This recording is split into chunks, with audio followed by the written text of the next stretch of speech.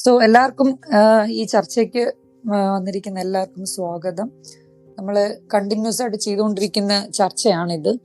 ജിയുടെ ആശയങ്ങളെ കുറിച്ചുള്ള ക്ലാരിഫിക്കേഷനും അതെന്താണ് എന്നുള്ള തോമാച്ചന്റെ വളരെ പോസിറ്റീവായിട്ടുള്ള ഒരു സ്റ്റെപ്പ് കൊണ്ടാണ് ഈ ഒരു ചർച്ച വരുന്നത്. അതുകൊണ്ട് തന്നെ പലപ്പോഴും നല്ല ചോദ്യങ്ങളിലൂടെ പാസ്റ്റ് പറയുന്ന അല്ലെങ്കിൽ വചനത്തിലൂടെ പറയുന്ന കാര്യങ്ങളൊക്കെ മനസ്സിലാക്കാനും അല്ലെങ്കിൽ മനസ്സിലാകാതെ പോയ കാര്യങ്ങൾ ഒന്നും കൂടെ നമുക്ക് വ്യക്തിപരമായിട്ട് പഠിക്കാനും ഒക്കെ നമുക്കൊരു അങ്ങനെ ഒരു സംരംഭമാണ് തോമാച്ചൻ ഇവിടെ നമുക്ക് തുറന്നു തരുന്നത്. അതുകൊണ്ട് തന്നെ ഡിസ്കഷൻ നന്നായിട്ട് കേൾക്കണം, അൺനെസസറി കമന്റ് ഇടാതിരിക്കുക, കാര്യം നമുക്ക് ഡിസ്ട്രാക്ഷൻ ആയി പോവും. അപ്പൊ അവരുടെ ആ ജേർണി നമ്മൾ റെസ്പെക്ട് ചെയ്യണം, ചോദ്യവും അല്ലെങ്കിൽ ഉത്തരവും നമ്മൾ റെസ്പെക്ട് ചെയ്യണം. എല്ലാവർക്കും സ്വാഗതം, പാസ്റ്റർക്ക് സ്വാഗതം, തോമാച്ചനും സ്വാഗതം. Thank you Thomachan. എല്ലാവർക്കും ത്രിയേക ദൈവത്തിന്റെ നാമത്തിൽ സ്നേഹവന്ദനം. നമ്മൾ കുറെ ദിവസങ്ങളായി 4-5 ദിവസമായിട്ട് ഓരോ അരമണിക്കൂർ കൂടി ഇരിക്കുന്നതാണ്. കാരണം ജിയുടെ ആശയം എന്താണെന്ന് എല്ലാവരും ഈ പറയുന്ന വഴക്ക് കൂടുക അല്ലാതെ ആ ആശയത്തിലോട്ട് വരുന്നില്ല. അതുകൊണ്ടാണ് നമ്മൾ ആശയം ചോദിക്കാൻ വന്നിരിക്കുന്നത്. അപ്പൊ ഇന്ന് പാസ്റ്ററോട് ചോദിക്കുന്നത്, പാസ്റ്റർ എന്നും പറയുന്നുണ്ട് നമുക്ക് ആർക്കും തന്നെ, ദുഷ്ടനാണെങ്കിലും ശരി നീതിമാനാണെങ്കിലും ശരി, ആർക്കും തന്നെ ഈ പറയുന്ന ന്യായവിധി ഇല്ല, അല്ലെങ്കിൽ ഈ രക്ഷ എല്ലാവർക്കും കിട്ടുമെന്ന് പറയുന്നുണ്ട്. അത് ജിയുടെ ഒരു ആശയമാണ്. അത് എല്ലാവരും ബാക്കിയുള്ള ക്രൈസ്തവ സമൂഹത്തിലുള്ളവർക്ക് അത് ഒത്തിരി സംശയം ഉളവാക്കിയിട്ടുണ്ട്. അതിനെക്കുറിച്ച് പാസ്റ്റർ എങ്ങനെയാണ് അതിനെക്കുറിച്ച് അത് കൂടുതലായിട്ട് എക്സ്പ്ലെയിൻ ചെയ്യാൻ പറ്റുന്നത്? എല്ലാവർക്കും നീതി കിട്ടുമെന്ന് പറയുമ്പോൾ എങ്ങനെ പാസ്റ്റർ അതിനെ വിവരിക്കാൻ പറ്റുമെന്ന്? എല്ലാവർക്കും നീതി കിട്ടും എന്ന് പറയുമ്പോൾ നമ്മൾ വിശ്വസിക്കുന്ന ദൈവത്തിന് എന്ത് വലിപ്പമുണ്ട് എന്നതിന്റെ അടിസ്ഥാനത്തിലാണ്. നിങ്ങളുടെ ദൈവത്തിന് എത്ര വലിപ്പമുണ്ട്, ഇതാണ് ക്വസ്റ്റ്യൻ. അപ്പൊ എന്തുമാത്രം ഉൾക്കൊള്ളുന്ന ദൈവമാണ്? ഞങ്ങളുടെ വിശ്വാസത്തിൽ സകലത്തെയും തന്റെ ശക്തിയുള്ള വചനത്താൽ വഹിക്കുന്നവൻ, എബ്രായ ലേഖനം 1-ാം അധ്യായം 2-ാം വാക്യത്തിൽ സകലത്തെയും തന്റെ ശക്തിയുള്ള വചനത്താൽ വഹിക്കുന്നവൻ.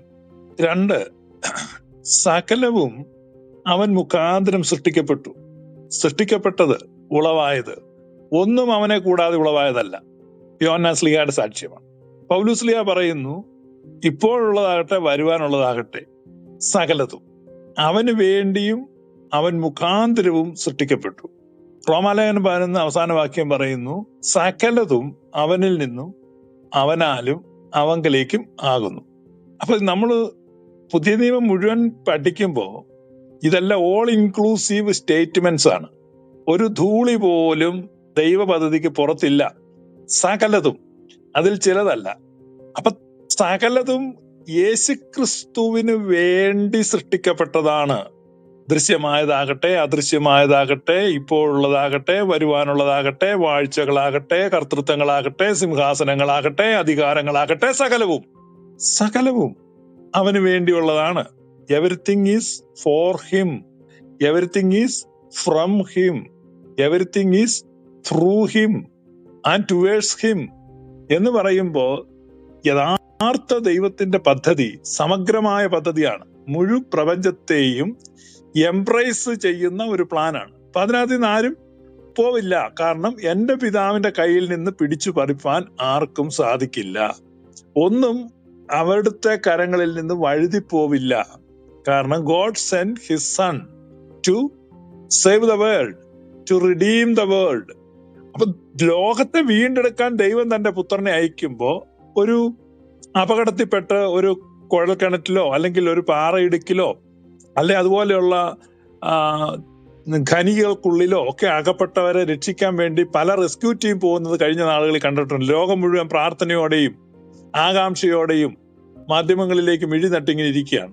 42 പേരാണ് ഇപ്പോൾ ഖനിക്കുള്ളിൽ കുടുങ്ങി കിടക്കുന്നത് എന്നൊക്കെ പറഞ്ഞ് TV അനൗൺസ്മെന്റ് പറയുമ്പോ ലോകം പ്രാർത്ഥനയോടെ ഇരിക്കുകയാണ്.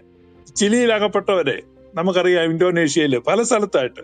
അപ്പോ എത്ര പേരെ രക്ഷിക്കും? ഇതെത്ര പേരെ രക്ഷിക്കും? 42 പേര് കിടപ്പുണ്ട്. എത്ര പേരെ രക്ഷിക്കും എന്നതിന്റെ അടിസ്ഥാനത്തിൽ റെസ്ക്യൂ ടീമിന്റെ റേറ്റിംഗ് കൂടും, ഗ്ലോറി കൂടും. 42 പേര് അകപ്പെട്ട് 42 പേരെ രക്ഷിച്ച് പുറത്തു കൊണ്ടുവന്നാലാണ് അവർക്ക് പെർഫെക്റ്റ് ആയിട്ടുള്ളൊരു സന്തോഷം ഉണ്ടാകുന്നത്. അപ്പോഴാണ് ലോകം അവരെ പ്രശംസിക്കുന്നതിന് ഒരു വിലയുണ്ടാകുന്നത്. അതേസമയം 42 പേര് കുടുങ്ങിക്കിടന്ന് 38 പേരെ അവർ രക്ഷിച്ചു, 4 പേര് ദയനീയമായിട്ട് മരിച്ചു.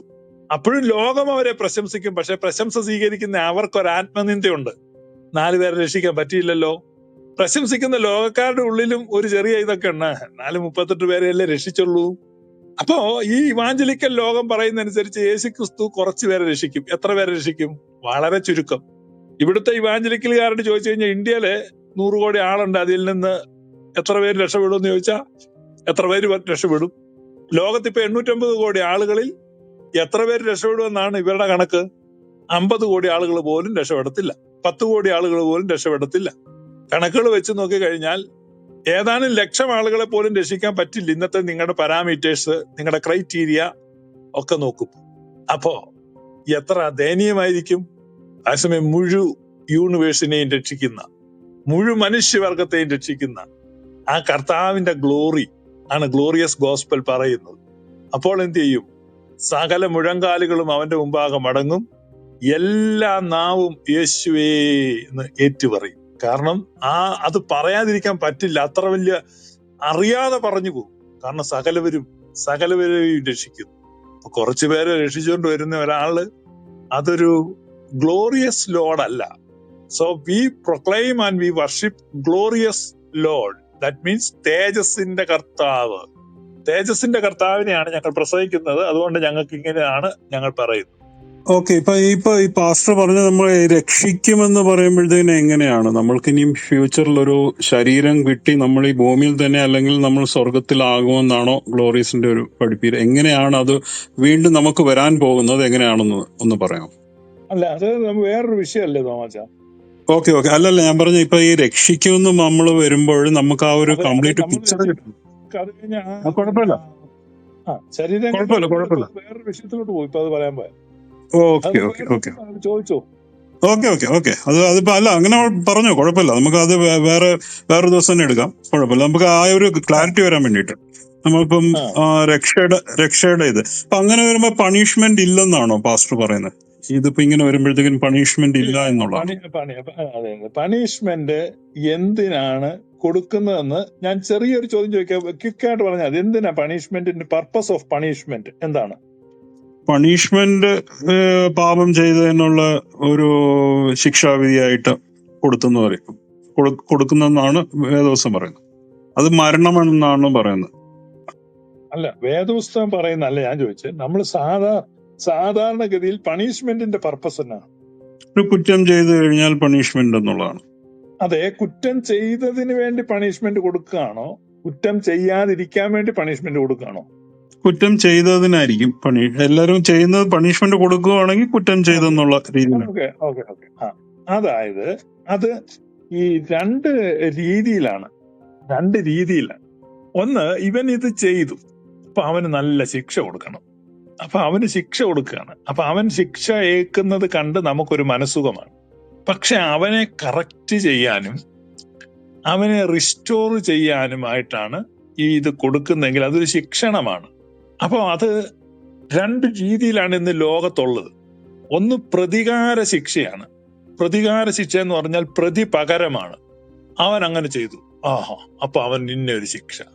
അതിനെ പറയുന്നത് റിട്രിബ്യൂട്ടീവ് ജസ്റ്റിസ് എന്നാണ്. അപ്പൊ റിട്രിബ്യൂട്ടീവ് ആയിട്ടാണ് ലോകത്തെ പല ശിക്ഷയും നടക്കുന്നത്. അതുകൊണ്ട് പ്രത്യേകിച്ച് റിസൾട്ട് ഒന്നുമില്ല, പ്രയോജനമൊന്നുമില്ല. പക്ഷെ മറ്റൊരു ജസ്റ്റിസ് ഉള്ളത് റിസ്റ്റോറേറ്റീവ് ജസ്റ്റിസ് ആണ്. ആ ജസ്റ്റിസ് റിസ്റ്റോർ ചെയ്യാൻ വേണ്ടിയാണ്, അല്ലാതെ ശിക്ഷിച്ച ആളുകളെ തകർക്കാൻ വേണ്ടിയല്ല. ഇപ്പൊ ഒരു രാത്രിയില്, നല്ല മഴയുള്ള ഒരു രാത്രിയിൽ ജോലി കഴിഞ്ഞ് വരുന്ന ഒരാള് കാർ ഓടിച്ചു വരുമ്പോൾ അയാളുടെ കാറിന്റെ നിയന്ത്രണം വിട്ട് ഒരു മതിലെ വന്നിടിക്കുകയാണ്.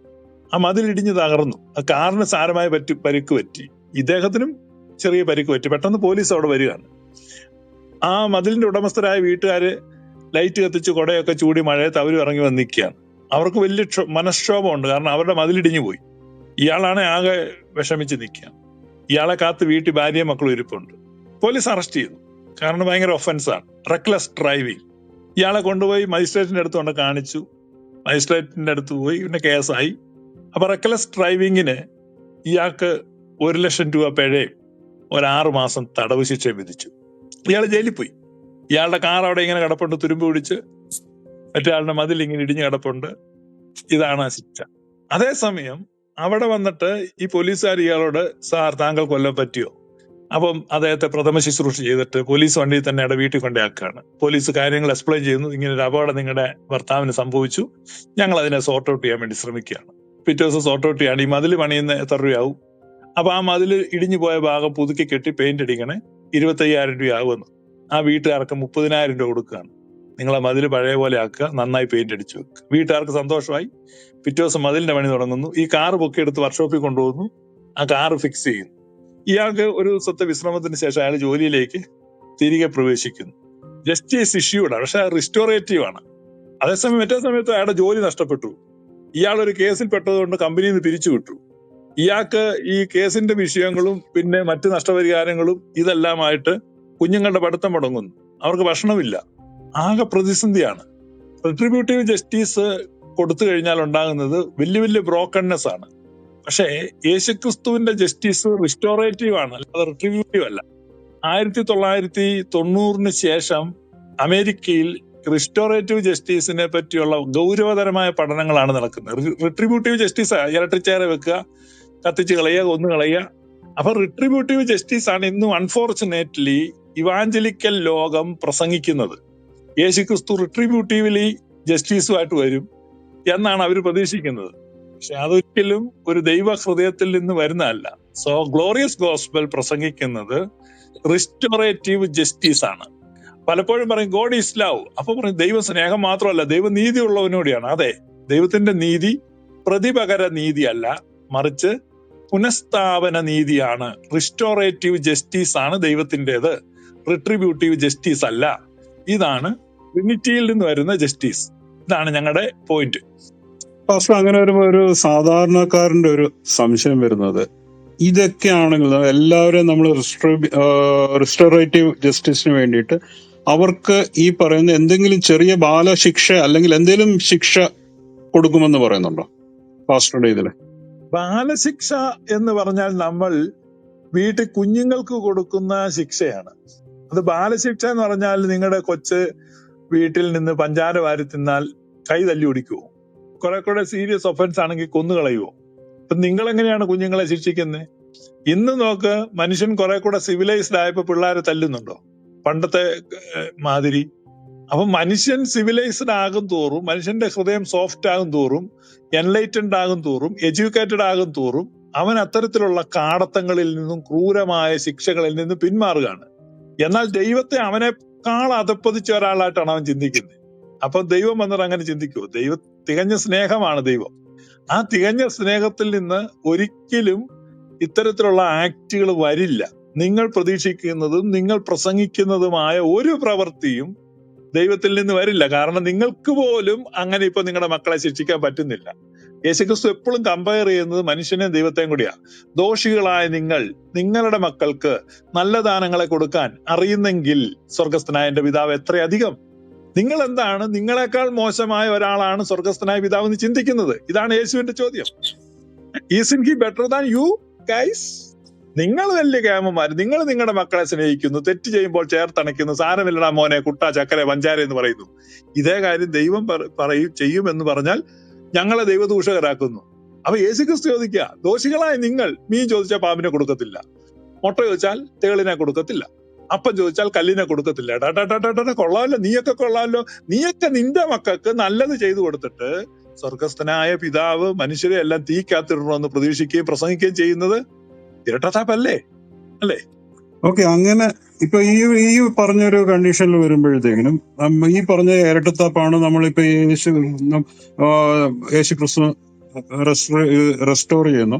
അങ്ങനെ വരുമ്പോൾ അത് നിത്യജീവനായിട്ടാണോ മാറുന്നത്, അതോ പിന്നീട് എങ്ങാനും മരണം കാണോ? അതോ നമുക്ക് ഇനിയിപ്പം റെസ്റ്റോർ ചെയ്ത് കഴിഞ്ഞാൽ നമുക്ക് നിത്യമായിട്ടുള്ളൊരു ജീവനായിരിക്കും കിട്ടാൻ പോകുന്നത്? റെസ്റ്റോറേഷൻ എറ്റേണൽ ആണ്, എറ്റേണൽ റെസ്റ്റോറേഷൻ ആണ്. ഓക്കെ, അങ്ങനെ വരുമ്പോൾ അവിടെ ഒരു സഡൻ ക്വസ്റ്റ്യൻ ഒരാൾക്ക് വരുന്നത്, സഡൻ ക്വസ്റ്റ്യൻ, പിന്നെ എന്തുകൊണ്ട് ഈ ഭൂമിയിൽ ജനിച്ച് ഇതേപോലെ നമ്മൾ പാപം ചെയ്തു അല്ലെങ്കിൽ ഈ പറയുന്ന കാര്യങ്ങളിന് റെസ്ട്രിക്ഷൻ വന്നു, പിന്നീട് വന്ന് ദൈവം നമ്മൾക്ക് എല്ലാവർക്കും ഇതേപോലെ തന്നെ ഒരു റെസ്റ്റോറേറ്റീവ് ലൈഫ് കൊടുക്കാനാണെങ്കിൽ പിന്നെ എന്തിന് ഈ ഭൂമിയിലോട്ട് അയച്ചു? അല്ലെങ്കിൽ ഈ പറയുന്ന കാര്യങ്ങൾ എന്തുകൊണ്ട് ചെയ്യിപ്പിച്ചു? നേരിട്ട് ദൈവത്തിന് ഈ പറയുന്ന ഒരു റെസ്റ്റോറേറ്റീവ് അല്ലെങ്കിൽ ഒരു ഇറ്റേണൽ ലൈഫ് ഡയറക്റ്റ് ആയിട്ട് ക്രിയേറ്റ് ചെയ്ത് വിട്ടാ പോരായിരുന്നു? ഒരു ചോദ്യം മനസ്സിലായില്ല. ദൈവം ഈ പറയുന്നത് പോലെ നമ്മൾക്ക് കുറെ നിയമങ്ങൾ, ഈ പറയുന്ന പോലെ മനുഷ്യൻ ഈ ഭൂമിയിൽ ജീവിച്ച് ജനിച്ച് ജീവിച്ച് വളർന്ന് മരിച്ച് നമ്മൾ പോയി നമ്മളുടെ ആത്മാവ് അവിടെ നിലകൊള്ളുന്നുണ്ട്.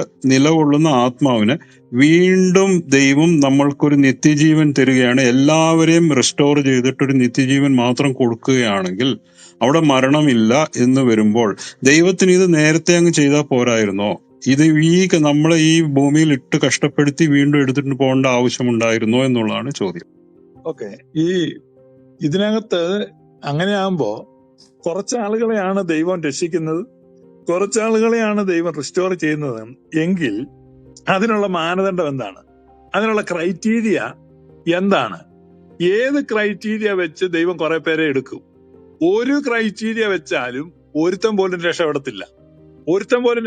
കാരണം ഏത് ക്രൈറ്റീരിയയിൽ നിങ്ങൾ ഇന്നാകും. You can be in, no one can be in. അതുകൊണ്ടാണ് ദൈവം കടങ്ങളെ കുറിക്കാൻ തുടങ്ങിയാൽ ഒരുവനും രക്ഷപ്പെടില്ല. No difference, all have sinned and come short of glory എന്നാണ് പൗലോസ്ലീഹ എഴുതിയിരിക്കുന്നത്. സങ്കീർത്തനങ്ങളിൽ അതാണ് പാടുന്നത്. അപ്പോ നീതിമാൻ ഒരുത്തനുമില്ല. അപ്പോ ഏത് നീതിയിലാണ് നിങ്ങൾ രക്ഷപ്പെടും എന്ന് പറയുന്നത്? ഒരു മനുഷ്യനും രക്ഷപ്പെടാൻ പറ്റില്ല, ഒരു മനുഷ്യനും അകത്താകില്ല. അതുകൊണ്ടല്ലേ പറയുന്നേ, സർവകടങ്ങളുമാരാഞ്ഞാൽ നരകം താനെന്നവകാശം, നിന്നെ വിളിപ്പാൻ കഴിവന്യേ. അല്ലേ, തോമച്ചൻ പാടുന്നല്ലേ? പാടുന്ന അപ്പൊ പിന്നെ കടങ്ങളെ ആര് രക്ഷപ്പെടും? ഇല്ല, അവിടെ വരുന്ന ഒരു ചോദ്യം, നമുക്ക് ബൈബിൾ പറയുന്നത് മരണകരമായിട്ടുള്ള ഒരു പാപം അല്ലെ മരണയോഗ്യമല്ലാത്ത പാപങ്ങളും ഉണ്ടെന്നുള്ളതാണ് പറയുന്നത്. കറക്റ്റായിട്ട് യാക്കോബിന്റെ ലേഖനത്തിനകത്ത് വ്യക്തമായിട്ട് പറയുന്നുണ്ട്. മരണകരമായിട്ടുള്ള പാപത്തിന് വേണ്ടി നിങ്ങൾ അപേക്ഷിക്കണമെന്ന് ഞാൻ പറയുന്നില്ല എന്ന് പറയുന്നു. അപ്പൊ ഈ രണ്ട് പാപങ്ങൾ ഒരു മരണകരമായ, യാക്കോബിന്റെ അല്ല, യാക്കോബല്ല, യോഹന്നാന്റെ ലേഖനം പറഞ്ഞു, ഞാൻ മാറിപ്പോയി പറഞ്ഞു. അതിനകത്ത് ഈ പറയുന്ന രണ്ടും എങ്ങനെ പാസ്റ്റർ എങ്ങനെയാണ് ഡിസ്റ്റിങ്ക്ട് ചെയ്യുന്നത്? ഈ പറയുന്ന മരണകരമായിട്ടുള്ളത് ഞാൻ അതിനകത്ത് പറയാം. യാക്കോബ് എഴുതിയിരിക്കുന്നത് ന്യായപ്രമാണം പാലിക്കുന്നവൻ എല്ലാം പാലിച്ചിട്ട് ഒന്നിൽ തെറ്റിയാൽ അവൻ സകലത്തിനും ശിക്ഷയ്ക്ക് അർഹനാണ്. അതായത് ന്യായപ്രമാണം എല്ലാം പാലിച്ചിട്ടും ഒന്നിൽ തെറ്റിയാൽ, ഇപ്പൊ 613 കൽപ്പനയിൽ 612 പാലിച്ചിട്ട് ഒരെണ്ണത്തിൽ തെറ്റിയാൽ അവൻ 613ന്റെയും തെറ്റുകാരനാണെന്നാണ് ബൈബിൾ പറയുന്നത്. അപ്പൊ ഒരു മനുഷ്യനും രക്ഷപ്പെടാൻ പറ്റില്ല. പറ്റുമോ? ഇല്ല. അവിടെ ഈ പറയുന്ന റെസ്റ്റോറേറ്റീവ് ഇത് നമ്മൾ എന്താണ്, നമ്മുടെ ജസ്റ്റിസ് കൊണ്ടുവന്നു കഴിഞ്ഞാൽ എങ്ങനെ ഇരിക്കും? റെസ്റ്റോറേഷൻ, ഈ മരണകരമല്ലാത്തവർക്ക് റെസ്റ്റോറേഷൻ, മരണകരമായിട്ടുള്ളവർക്ക് നിത്യമായിട്ടുള്ള ഒരു മരണം വരുവാണെങ്കിൽ, അങ്ങനെയാണെങ്കിൽ എങ്ങനെയാണ് പാസ്റ്റർ അതിനെ കാണുന്നത്? അങ്ങനെ ഒരിക്കലും ദൈവം ചെയ്യില്ല, ദൈവത്തിന് ചെയ്യാൻ പറ്റില്ല. യാക്കോബിന്റെ ലേഖനം 2:10 ഞാൻ പറഞ്ഞത്. ഒരാൾ റെഫറൻസ് ചോദിച്ചു, ഒരുത്തൻ ന്യായപ്രമാണം മുഴുവനും അനുസരിച്ച് നടന്നിട്ടും ഒന്നിൽ തെറ്റിയാൽ അവൻ സകലത്തിനും കുറ്റക്കാരനായി തീർന്നു. ഇതാണ് ന്യായപ്രമാണം. അതുകൊണ്ട് ഒരു മനുഷ്യനും ന്യായപ്രമാണത്തിന്റെ പ്രവൃത്തികളാൽ ഒരു ജഡവും നീതീകരിക്കപ്പെടുകയില്ല. ഏറെക്കുറെ, ഓൾമോസ്റ്റ് എന്നൊന്നും ഉള്ള ഒരു പരിഗണന ന്യായപ്രമാണത്തിൽ ഇല്ല. പെർഫെക്റ്റ് എന്നൊരൊറ്റ സ്റ്റാൻഡേർഡേ ഉള്ളൂ, പെർഫെക്റ്റ് എന്നൊരൊറ്റ ക്രൈറ്റീരിയ ഉള്ളൂ, പെർഫെക്റ്റ് എന്നൊരൊറ്റ സ്കെയിലേ ഉള്ളൂ. ആ സ്കെയിൽ വെച്ചാണ് നോക്കുന്നത്. അതാണ് തൂക്കുകട്ട, അതാണ് അളവുകോല്. അതിനെ അതിജീവിച്ച് അപ്പുറത്ത് പോകാൻ ഒരുത്തനും പറ്റില്ല. പിന്നെ ചിലരെ മരണകരമായ പാപം ചെയ്യുന്നവരെ കൊന്നുകളയുക, അല്ലാത്തവരെ റിസ്റ്റോർ ചെയ്യുക, അങ്ങനെ ഒരു ക്ലാസിഫിക്കേഷൻ ദൈവത്തെ സംബന്ധിച്ചില്ല. ദൈവം എല്ലാവരെയും റിസ്റ്റോർ ചെയ്യും. കാരണം ഭൂമിയിൽ ആദ്യമായിട്ട് നമ്മുടെ റെക്കോർഡ് ചെയ്യപ്പെട്ട കൊലപാതകം ആബേലിന്റെ കൊലപാതകമാണ്. കായൻ ആബേലിനെ കൊന്നു കഴിയുമ്പോൾ ദൈവം കായന്റെ നെറ്റിമേൽ റൂഷ്മ വരയ്ക്കുകയാണ്. അപ്പോ കൊലപാതകിയാണ്. ഒരു കൊലപാതകിയോടുള്ള ദൈവത്തിന്റെ സമീപനം അവന്റെ നെറുകയിൽ സമാധാനത്തിന്റെ, സംരക്ഷണത്തിന്റെ ചിഹ്നമായ സ്ലീബായ വരയ്ക്കുകയാണ്. കുരിശടയാളമാണ് കായന്റെ നെറ്റിമേൽ ദൈവം വരച്ചു കൊടുക്കുന്നത്. അപ്പൊ നെറ്റിയിൽ കുരിശടയാളം പേറിക്കൊണ്ട് കായൻ പോവാണ്. സമാധാനമാണ് അവന് കൊടുക്കുന്നത്. അവനൊരിക്കലും നശിപ്പിച്ചു കളയില്ല. അങ്ങനെ ആയിരുന്നെങ്കിൽ, നിങ്ങൾ പറയുന്നതായിരുന്നു ശരിയെങ്കിൽ കായനെ കൊല്ലണമായിരുന്നു. പിന്നീട് യഹോവ വന്നിട്ടാണ് കൊലയ്ക്ക് കൊല. പല്ലിന് പല്ല്, നാക്കിന് നാക്ക്, മൂക്കിന് മൂക്കെന്നൊക്കെ പറഞ്ഞ് പുള്ളിയാ വന്നു. സത്യദൈവം കരുണാമയനാണ്. ആദ്യത്തെ കൊലപാതകിക്ക് റൂഷ്മ വരച്ചു. ഇനി പുത്രൻ അവതരിച്ചപ്പോ വ്യഭിചാരിയെ കൊണ്ടുവരിക, വ്യഭിചാരത്തിൽ പിടിക്കപ്പെടുന്ന സ്ത്രീയെ പൊയ്ക്കൊള്ളുക. അപ്പൊ പിതാവ് കൊലപാതകയെ വെറുതെ വിടുന്നു, പുത്രൻ വ്യഭിചാരിയെ വെറുതെ വിടുന്നു.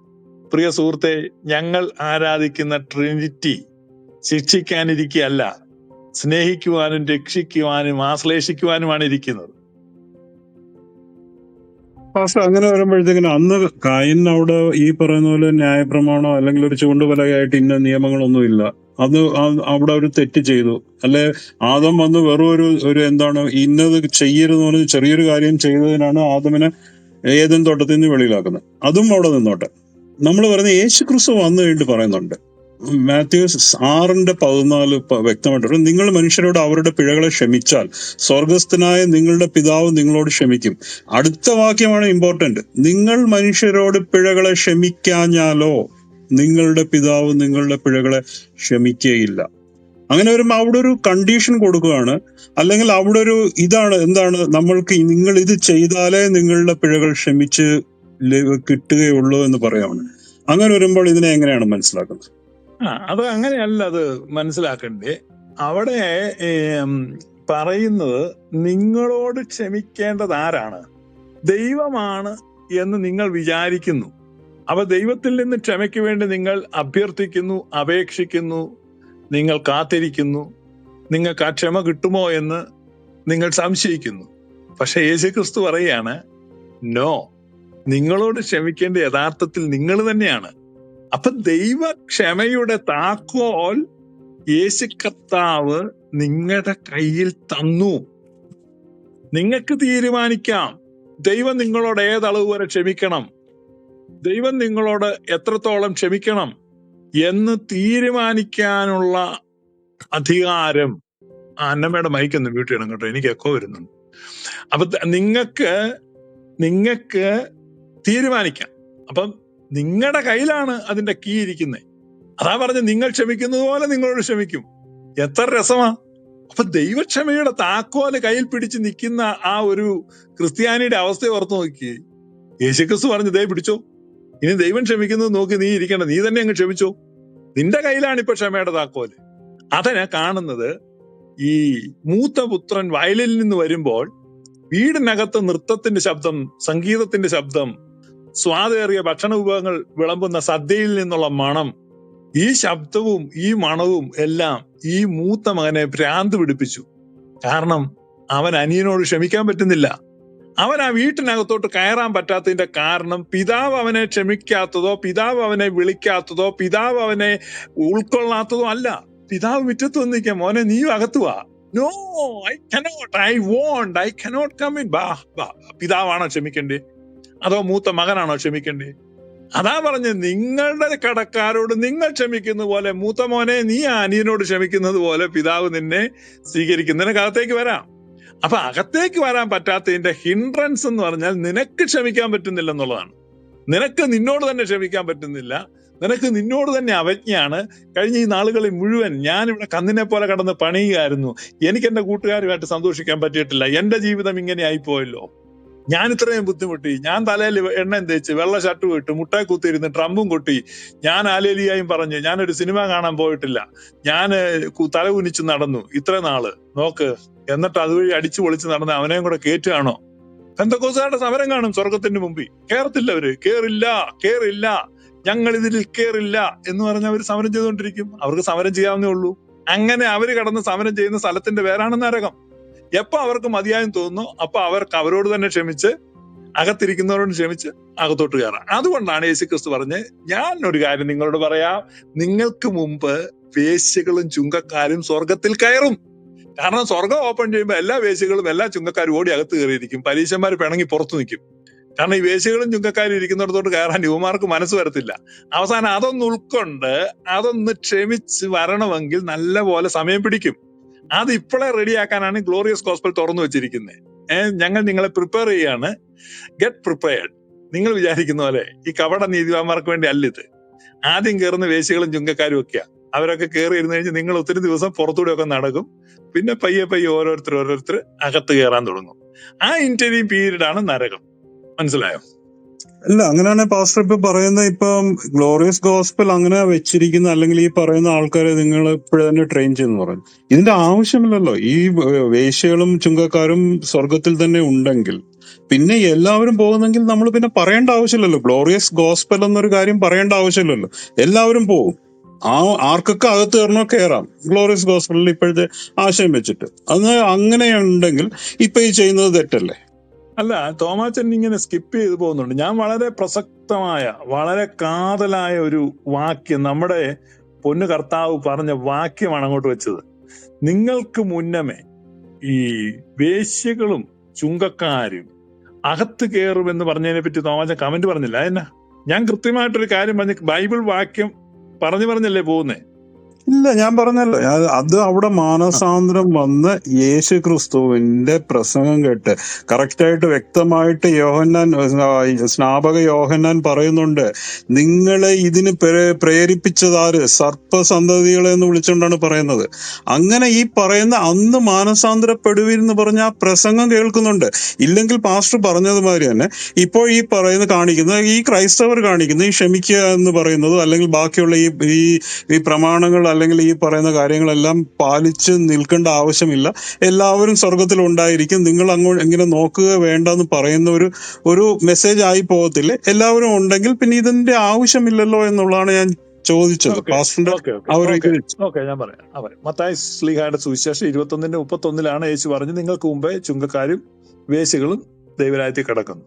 ഞാൻ പറഞ്ഞു, ഒരു ഗ്രാമത്തില് വലിയ വരൾച്ചയാണ്, ഭയങ്കര വരൾച്ചയായിട്ട് അവർക്ക് മാസങ്ങളായിട്ട് അവിടെ വെള്ളമില്ല, അവരുടെ കൃഷികളെല്ലാം ഉണങ്ങി നശിച്ചു. ദീർഘദൂരം സഞ്ചരിച്ച് കഴിയുമ്പോൾ ഒരു കുടം വെള്ളമായിട്ട് തിരിച്ചു വരും. ആ വെള്ളം കൊണ്ട് ഒരു വീട്ടിലെ കാര്യങ്ങൾ നടക്കണം. വളരെ ഉഷ്ണമാണ്, വളരെ പ്രയാസമാണ് ആ ഗ്രാമവാസികൾക്ക്. അപ്പോഴേക്കും അവിടെ ആ ഗ്രാമത്തിലേക്ക് ഒരു ഗോഡ്സ് മെസ്സഞ്ചർ വരികയാണ്, ദൈവത്തിന്റെ ഒരു സന്ദേശവാഹകൻ വന്നിട്ട് അയാൾ പറയാണ്, ബുധനാഴ്ച വൈകിട്ട് 6 മണിക്ക് മഴ പെയ്യും. ബുധനാഴ്ച വൈകിട്ട് മഴ. അപ്പോഴേക്കും വെള്ളിയായിട്ടേ ഉള്ളൂ. ശനി, ഞായർ, തിങ്കൾ, ചൊവ്വ, ബുധൻ, കണ്ടോ, 5-ാം പക്കം മഴ പെയ്യും. കുറെ ആളുകൾ ഇത് വിശ്വസിച്ചു. കുറെ വീട്ടുകാര് അവര് പറഞ്ഞു, സ്തോത്രം. അവർക്ക് ഭയങ്കര സന്തോഷമായി. അപ്പോ ഈ ചൂട് അവർക്ക് അനുഭവപ്പെടുന്നില്ല, വെള്ളമില്ലായ്കയുടെ ഒരു പ്രയാസം അവർക്ക് അനുഭവപ്പെടുന്നില്ല. കാരണം they are looking forward that time on Wednesday evening 6 PM. അവരുടെ പ്രതീക്ഷകൾ അങ്ങ് അവരുടെ ഹൃദയത്തിലെ AC പോലെ വർക്ക് ചെയ്യുകയാണ്. ഭയങ്കര സന്തോഷമായി. അവർ പരസ്പരം ചിരിക്കാൻ തുടങ്ങി. നാളുകളായിട്ട് ചിരിക്കാത്തവർ ചിരിക്കാൻ തുടങ്ങി, പാട്ട് പാടാൻ തുടങ്ങി. അപ്പൊ അപ്പുറത്തെ വീട്ടിലിരിക്കുന്നവരേക്ക് എന്തുവാ അവര് തെറി പറഞ്ഞ് പ്രാകുക, മുടിഞ്ഞ ചൂട്, പിന്നെ ഇല്ലാത്ത തെറി എല്ലാം പറഞ്ഞ് പ്രാകിയിരിക്കുക. ഇവർക്ക് ഭയങ്കര സന്തോഷമാണ്. ഇതിനെയാണ് ബൈബിൾ വിശ്വസിക്കുന്നതിലുള്ള സന്തോഷം. അപ്പൊ വിശ്വസിക്കുന്നതിലുള്ള സന്തോഷം, വിശ്വസിക്കാത്തവർക്കോ ആ സന്തോഷമില്ല. പക്ഷെ ബുധനാഴ്ച വൈകിട്ട് മഴ പെയ്യുമ്പോൾ ഈ വിശ്വസിച്ചവന്റെ പറമ്പിൽ പെയ്യും, വിശ്വസിക്കാത്തവന്റെ പറമ്പിൽ പെയ്യും. അവരുടെ പിള്ളേരും മഴയത്ത് തുള്ളിക്കളിക്കും, ഇവരുടെ പിള്ളേരും മഴയത്ത് തുള്ളിക്കളിക്കും. അവരും കുടം കണക്കിന് വെള്ളം കോരി കുളിക്കുകയും മറ്റു കാര്യങ്ങൾക്കെല്ലാം ഉപയോഗിക്കും, ഇവരും ചെയ്യും. ഒരു വ്യത്യാസവും ഇല്ല. പക്ഷെ ആ ഇന്റർവ്യൂ പീരീഡാണ്. ഇന്റർവ്യൂ പീരീഡ് എന്ന് പറഞ്ഞാൽ എന്താണ്? ഈ കാലഘട്ടമാണ്. ആ കാലഘട്ടത്തിനാണ് സുവിശേഷം. അതുകൊണ്ടാണ് പൗലോസ് പറയുന്നത്, നമ്മിൽ വെളിപ്പെടുവാനുള്ള തേജസ് വിചാരിച്ചാൽ ഈ കാലത്തിലെ കഷ്ടങ്ങൾ സാരമില്ല. Only for this interview period. ഈ ഫെയ്ത്ത് എന്ത് ചെയ്യുന്നു? ഹോപ്പിനെ കൊണ്ടുവരുന്നു. ഫെയ്ത്ത് ഹോപ്പിനെ കൊണ്ടുവരുമ്പോൾ നമ്മൾ ലവ് കൊണ്ട് നിറയുന്നു. അപ്പൊ വിശ്വാസം പ്രത്യാശയെ ഉളവാക്കുമ്പോൾ നമ്മൾ സ്നേഹത്താൽ നിറയുന്നു. അപ്പൊ നമുക്ക് നമ്മളോട് തന്നെ ക്ഷമിക്കുവാൻ, ദൈവത്തോട് ക്ഷമിക്കുവാൻ, പ്രകൃതിയോട് ക്ഷമിക്കുവാൻ, ചുറ്റുപാടുകളോട് ക്ഷമിക്കുവാൻ, എല്ലാവരെയും സ്നേഹിക്കുവാൻ, എല്ലാത്തിനെയും ഉൾക്കൊള്ളുവാൻ. അപ്പോൾ എന്ത് ചെയ്യുന്നു? ഈ തീച്ചൂള പോലത്തെ, നെരിപ്പോട് പോലത്തെ ഈ ചൂട് കാലത്തും അവൻ ഏസിക്കകത്തിരിക്കുന്ന പോലെ അവൻ കാമായിട്ടിരിക്കുന്നു, അവൻ സന്തോഷിക്കുന്നു. കാരണം നമ്മിൽ വെളിപ്പെടുവാനുള്ള തേജസ് വിചാരിച്ചാൽ ഈ കാലത്തിലെ കഷ്ടങ്ങൾ സാരമില്ല. ഇതാണ് വിശ്വസിക്കുന്നവനും വിശ്വസിക്കാത്തവനും തമ്മിലുള്ള വ്യത്യാസം. അല്ലാതെ വേറെ വ്യത്യാസമൊന്നുമില്ല. അപ്പൊ ഒരു അരമണിക്കൂർ ആയിട്ടുണ്ട്. നമുക്ക് ഒരു ചെറിയൊരു കാര്യം കൂടി, ഈ പറഞ്ഞ കാര്യം നമ്മൾ നേരത്തെ പറഞ്ഞിട്ടുള്ളതാണ്. പാസ്റ്റർ, അങ്ങനെ വരുമ്പോൾ ഈ പറഞ്ഞ ആൾക്കാർക്ക്, ഈ വിശ്വാസമുള്ളവർക്ക് ഇങ്ങനെ വരുമ്പോൾ ഈ മഴ പേമാരി ഇങ്ങനെ പെയ്യും, അല്ല അതിനകത്ത് ആലിപ്പഴം വീഴും, തലയിൽ വീഴും എന്ന് പറഞ്ഞ് അവർക്ക് പ്രിക്കോഷൻ എടുത്ത് അവർക്ക് നല്ലപോലെ അവർക്ക് ഒരുങ്ങിയിരിക്കരുതോ? ബാക്കിയുള്ളവരെല്ലാം മഴ നനഞ്ഞ് പനി പിടിച്ച് കിടക്കേണ്ട ഒരു അവസ്ഥ വരത്തില്ലേ എന്നുള്ളതാണ് എന്റെ ഒരു ചോദ്യം. ഓക്കെ, അത് നമുക്ക് ഒരു അടുത്ത ആഴ്ച ഇരിക്കാൻ പാസ്റ്റർ പറയണേ പറഞ്ഞു. അല്ല, ഇപ്പൊ നമ്മൾ നിർത്തുകയാണോ? ക്ലോസ് ചെയ്യാം. നമുക്ക് അരമണിക്കൂറായി കറക്റ്റ് ആയിട്ട്. അല്ല അതെ, പറഞ്ഞു പാസ്റ്റർ പറഞ്ഞു നമുക്കല്ല ഞാൻ പറഞ്ഞത് ടോട്ടൽ ആൻഡ് പെർഫെക്റ്റ് റിസ്റ്റോറേഷനാണ്. അപ്പോകാറ്റാസ്റ്റാസിസ് എന്ന് അതിനെ പറയും. അപ്പൊ ഞങ്ങളെ പിതാക്കന്മാർ, ഓർത്തഡോക്സ് പിതാക്കന്മാർ പഠിപ്പിച്ചതാണ് ഈ അപ്പോകാറ്റാസ്റ്റാസിസ് എന്ന് പറഞ്ഞാൽ സാർവത്രിക പുനഃസ്ഥാപനം എന്നാണ് അതിന്റെ മലയാളം. സമ്പൂർണ്ണ പുനഃസ്ഥാപനം എന്നും വേണേ പറയാം. ഈ സമ്പൂർണ്ണ പുനഃസ്ഥാപനം ഈ ഓർത്തഡോക്സ് പിതാക്കന്മാര് പറഞ്ഞാണ്. അതുകൊണ്ട് അതിനെ അപ്പോകാറ്റാസ്റ്റാസിസ് എന്നതിന് ഒരു അഡ്ജക്റ്റീവായിട്ട് പാട്രിസ്റ്റിക് എന്ന് ചേർക്കും. സോ പാട്രിസ്റ്റിക് അപ്പോകാറ്റാസ്റ്റാസിസ് എന്നാ പറയുന്നത്. എന്ന് പറഞ്ഞാൽ പിതാക്കന്മാര് പഠിപ്പിച്ചതാണ്. അന്ത്യോക്യയുടെ പാത്രിയർക്കീസ് ആയിരുന്ന സേവേറിയോസ്, അദ്ദേഹം എഴുതിയ മാനിത്തോയാണ് യാക്കോബായക്കാർ കുർബാനയ്ക്ക് ആമുഖമായിട്ട് ചൊല്ലുന്നത്. അത് ഞാനൊന്ന് പറയാം എന്താണ്. നിൻ മാതാവ് വിശുദ്ധന്മാരെന്നിവർ തൻ പ്രാർത്ഥനയാൽ സ്വർഗപിതാവിൻ ഏകസുത വചനമതാം രാജാദീശ നിന്നെ വാഴ്ത്തും ഞാൻ സഹജമതായി മൃതിരഹിത കാരുണ്യത്താൽ മാർത്തൻ വർഗത്തിനു മുഴുവൻ ജീവനതും രക്ഷയുമേകാനാഗതനായി വിമലത ശുചിയെ നീവയുള്ള മഹിമാവിയലും ദൈവജനിത്രി കന്യകയാം മറിയാമീന്നും ഭേദമതെന്യേ മാനവനായി ക്രൂശിതനായ ഞങ്ങൾക്കുടയോനാം മശിഹ നിജമൃതിയാലിവർത്തൻ മൃതിയെ മെതിച്ചു നിഹനിച്ചോനെ അപ്പരിപാവന തൃത്വൈക സ്വപിതാവോടൊപ്പം ജീവനെഴും ഋക്കുദിശാസഹിതം വന്നിതനെ പരികീർത്തിതനെ കൃപ ചെയ്യണം. ഈ ആമുഖം പറഞ്ഞിട്ടാണ് യാക്കോബക്കാരൻ ആരാധിക്കാൻ തുടങ്ങുന്നത്. ഇതിൽ പറഞ്ഞിരിക്കുന്നത് എന്നാണെന്നറിയാമോ? എന്ന് പറഞ്ഞാൽ അവിടെ ആദ്യം പറയുന്നത് സഹജമതായി മൃതിരഹിത കാരുണ്യത്താൽ എന്ന് പറഞ്ഞാൽ തന്റെ സ്വഭാവ പ്രകാരം മരണമില്ലാത്തവനാണിവൻ, പക്ഷെ തന്റെ കരുണയാൽ അവൻ ഇറങ്ങി വന്നു. മാർത്തൻ വർഗത്തിനു മുഴുവൻ എന്ന് പറഞ്ഞാൽ മർത്യന്മാരുടെ വർഗത്തിനു മുഴുവനുമാണ് ജീവനും രക്ഷയും കൊടുക്കുന്നത്. അല്ലാതെ യാക്കോബായക്കാർക്ക് മാത്രമല്ല, മാർത്തോമക്കാർക്കും കൂടെ കൊടുക്കുകയല്ല. പിന്നെ ഇപ്പൊ എന്റെ ബന്ധം ഉള്ളതുകൊണ്ട് സീറോ മലബാറുകാർക്ക് കൂടെ കൊടുക്കുക, അങ്ങനെയൊന്നും അല്ല യാക്കോബക്കാരൻ പാടുന്നേ. മാർത്തൻ വർഗത്തിനു മുഴുവൻ ജീവൻ അതും രക്ഷയുമേകാനാഗതനായി. അപ്പൊ നിങ്ങൾ പറയും ആഗതനായെന്നുള്ളൂ, എല്ലാവർക്കും കൊടുക്കാൻ പറ്റിയില്ലെന്ന്. അടുത്ത വരി എന്നാന്നറിയോ? നിജ മൃതിയാലിവർത്തൻ മൃതിയെ മെതിച്ചു. ആരുടെ? മനുഷ്യവർഗത്തിന്റെ മുഴുവൻ മൃതിയെ സ്വന്തം മൃതിയാൽ അവൻ മെതിച്ചു. മെതിച്ചത് മാത്രമേ ഉള്ളൂ. നിഹനിച്ചു എന്ന് പറഞ്ഞാൽ അവൻ മരണത്തെ കൊന്നു. മശിഹ മരണത്തെ കൊന്നു. അതുകൊണ്ടാണ് പറയുന്നത് നിജ മൃതിയാലിവർത്തൻ മൃതിയെ മെതിച്ചു നിഹനിച്ചോനെ. അപ്പോ യാക്കോബായക്കാരൻ ഈ സുവിശേഷം പറഞ്ഞിങ്ങനെ ഈ കൊട്ടി ആളുകളെ പേടിപ്പിക്കാൻ നടക്കേണ്ട കാര്യമില്ല. ആമുഖത്തിൽ പറയുന്നതാണ്. എന്ന് പറഞ്ഞാൽ ഞങ്ങൾ ഈ പറയുന്നത് പാട്രിസ്റ്റിക് അപ്പോകാറ്റാസ്റ്റാസിസ് ആണ്, പിതാക്കന്മാരുടെ ഉപദേശമാണ്, സത്യവിശ്വാസമാണ്, ട്രിനിറ്റിയിൽ നിന്ന് വരുന്ന സ്നേഹം, സംരക്ഷണ, കരുതല്, കാരുണ്യം, ഇതാണ് പറയുന്നത്. അപ്പൊ അടുത്ത സെഷനിൽ തുടർ ചോദ്യങ്ങളാകാം. തോമാച്ചൻ തുടർ ചോദ്യം അത് അതിന്റെ ഒരു ക്ലൂ വന്നിട്ട് നമ്മളിപ്പം ലിറ്ററേച്ചർ എടുത്തുകൊണ്ട് നമുക്ക് ആ ഒരു കാര്യം ബൈബിളിന് ഇതായിട്ടുള്ളത് നമുക്ക് ഈ പറഞ്ഞ കാര്യങ്ങളും കൂടെ വന്ന് ചർച്ച ചെയ്തത് നല്ലതായിരുന്നു. അങ്ങനെ പോകുന്നില്ല, അത് ആ ഒരു റിക്വസ്റ്റ് ആണ്. അങ്ങനെ ചെയ്യാൻ പറ്റുമോ? പക്ഷെ നമുക്ക് ആ ലിറ്ററേച്ചറും ആ ഒരു പറഞ്ഞ ബൈബിളും കൂടെ ചേർത്ത് വെച്ചിട്ട് ഏതാണ് എങ്ങനെയാണെന്നൊന്ന് നോക്കിയിട്ട് പോകുന്നില്ല. അതിന്റെ കൂട്ടത്തിൽ നിത്യജീവനം ഞാൻ പറയാം. ഞങ്ങളുടെ ഗ്ലോറിയസ് ഗോസ്പലിന്റെ ഉപദേശം 66 പുസ്തകമുള്ള ബൈബിളിന്റെ അടിസ്ഥാനത്തിലാണ്. ഈ 66 പുസ്തകമുള്ള ബൈബിളിന്റെ അടിസ്ഥാനത്തിൽ ആണ് ചർച്ച.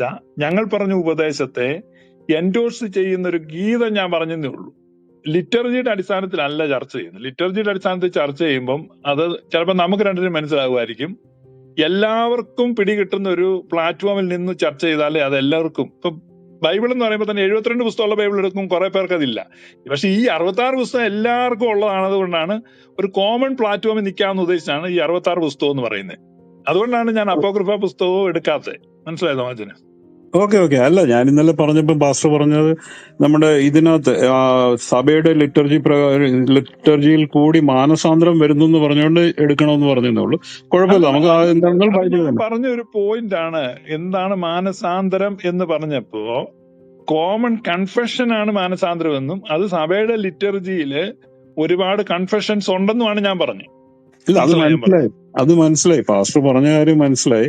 പക്ഷെ അതല്ല നമ്മൾ ബാക്കിയുള്ള ഇപ്പം പ്രൊട്ടസ്റ്റൻസുകാർ എടുക്കുമ്പോഴത്തേക്കിനും എങ്ങനെ എടുക്കണം, അതാണ് ബൈബിളിനോട് ചേർന്ന് നിൽക്കുന്നതാണ്. പക്ഷെ ബൈബിളിനകത്ത് അതിന് വിപരീതമായിട്ട് എന്തെങ്കിലും പറഞ്ഞിട്ടുണ്ടോ ഇല്ലയോ എന്ന് നോക്കാൻ വേണ്ടിയിട്ട് നമുക്ക് കുഴപ്പമില്ല, നമുക്ക് ഈ ഒരു ഇതിനെ തുടർ ചർച്ചയായിട്ട് പോവാം. അല്ലല്ല, അത് കുഴപ്പമില്ല. കുഴപ്പമില്ല. തോമാച്ചൻ ഇപ്പൊ ലിറ്റർജി ഒന്നും എടുക്കുന്നതിന് കുഴപ്പമില്ല. നമുക്ക് അടുത്ത ദിവസം കാണാം എന്നാന്ന് വെച്ചാ കേട്ടോ.